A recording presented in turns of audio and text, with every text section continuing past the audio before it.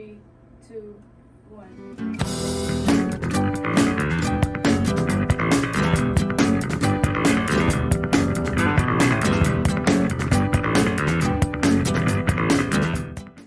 My name is Elisar Jalal, and I was the director for Family Feud. It was actually a lot of fun, and I learned a lot. Al, the technical director, who was the one pushing the buttons after I would tell him what cameras should go up. I got backtracked a little bit.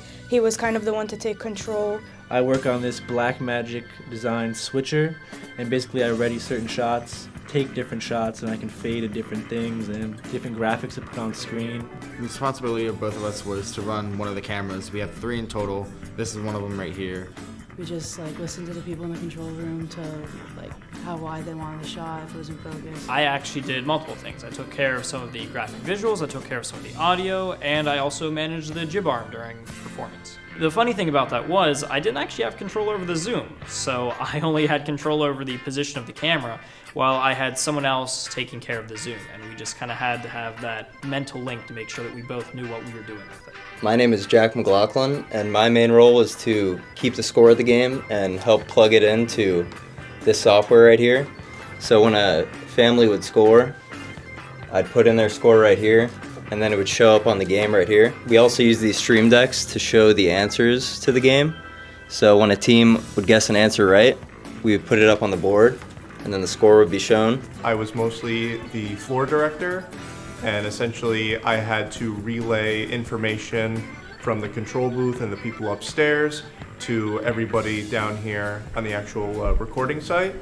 So they would give me directions that I need to either do myself or relay to other people, which I would do that. So I was sort of a middleman for communication purposes. I worked on Family Feud, and my role was the host.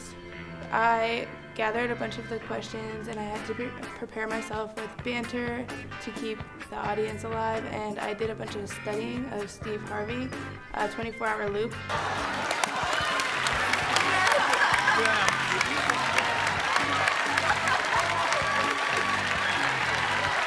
I think the most difficult part was continuing the banter. Do your work.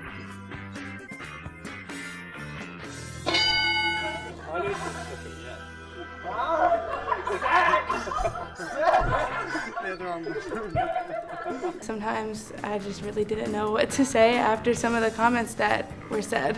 We didn't have the ability to communicate directly with the box upstairs because some of the communicators weren't working, and we had to pretty much relay it through the floor director. Other camera people would have these, but some of them wouldn't work. Sometimes it would be mine that didn't work, sometimes it would be the other people's that didn't work. I would say this game flew by really quick, and I say that was definitely the biggest struggle that we had, was keeping everything in line and keeping everything smooth. We did have some problems with communicating with each other because, again, it was a very fast-paced production. But other than that, I think it went pretty smoothly. We kind of remedied all our problems in a calm and proper way.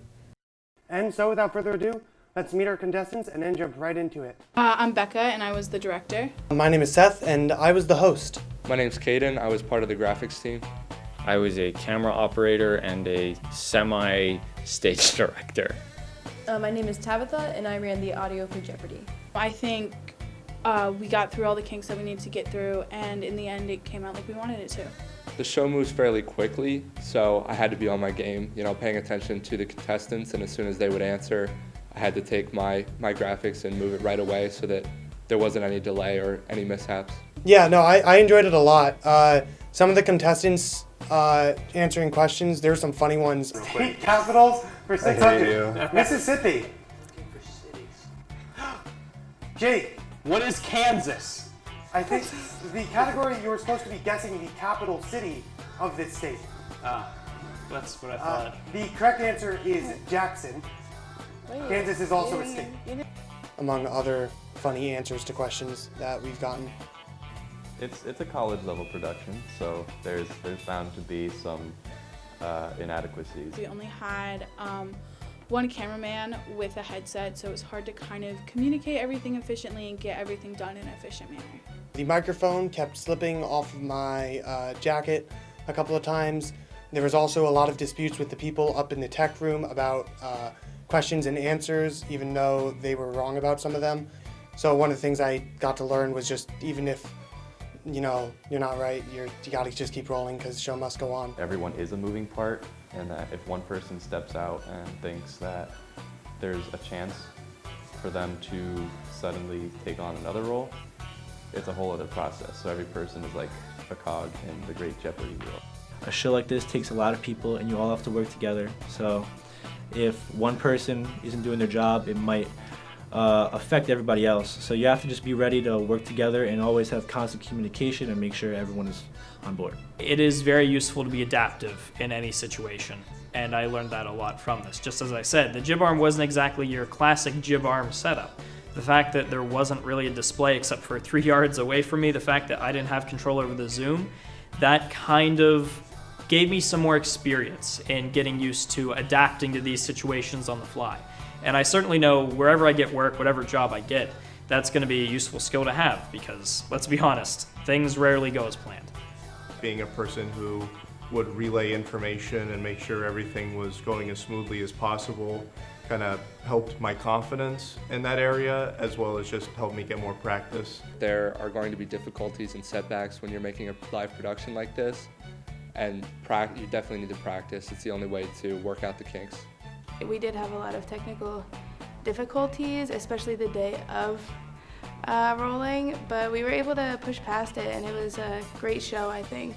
What we really learned was how to communicate with each other, all of us, how to do the roles that we were assigned, and even if we didn't perfect it, I think that we went a very long way.